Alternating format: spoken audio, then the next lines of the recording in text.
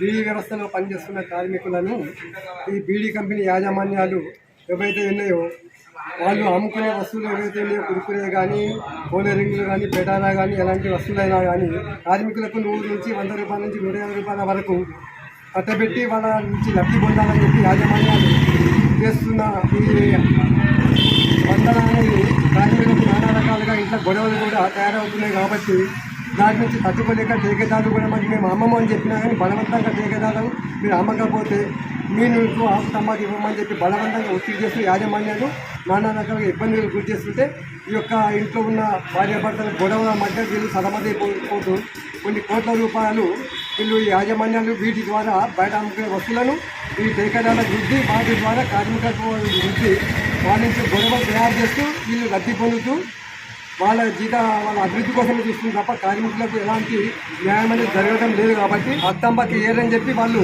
ఈ కార్మికులను బెదిరిస్తుంది తీసుకోకపోతే మాకు అత్తంబాకి ఏమని చెప్పి వాళ్ళు భయపడుతూ తీసుకోవాల్సిన పరిస్థితి ఏర్పడుతుంది. ఒక ఇంట్లో 2 భార్య భర్తలుంటే వాళ్ళు ఏం చేసుకుంటారు 150 నుంచి 200 వస్తువులు వాళ్ళకి కట్టబెడుతున్నారు.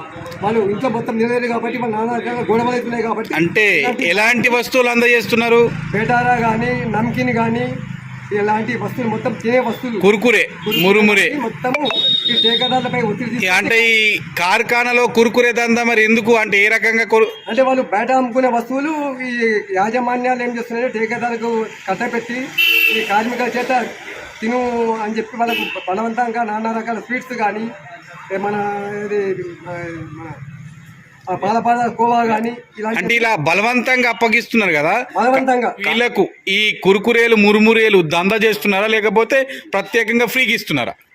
ప్రత్యేకంగా ఫ్రీ ఇచ్చే సమస్యలే లేదు. ఈ ఠేకేదారుల ద్వారా వాళ్ళు బయట అమ్మే వస్తువులను కార్మికుల చేత కొనమని చెప్పి వాళ్ళకి ఒత్తిడి చేస్తూ వీళ్ళు లబ్ధి పొందుతున్నారు యాజమాన్యాలు తప్ప కార్మికులకు ఎలాంటి న్యాయం అనేది జరుగుతలేదు.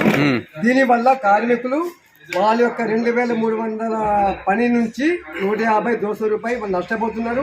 వాళ్ళు ఆకుతంబాకు వల్ల అట్లా నష్టపోతున్నారు. ఈ ఠేకేదారులు 2000 బీడీకి వస్తున్నారు కాబట్టి దానివల్ల 500-600 నష్టపోతున్నారు. వాళ్ళు 1000 బీడీలకు ఆకుతంబా చేస్తే 400-500 ఆకెళ్తుంది.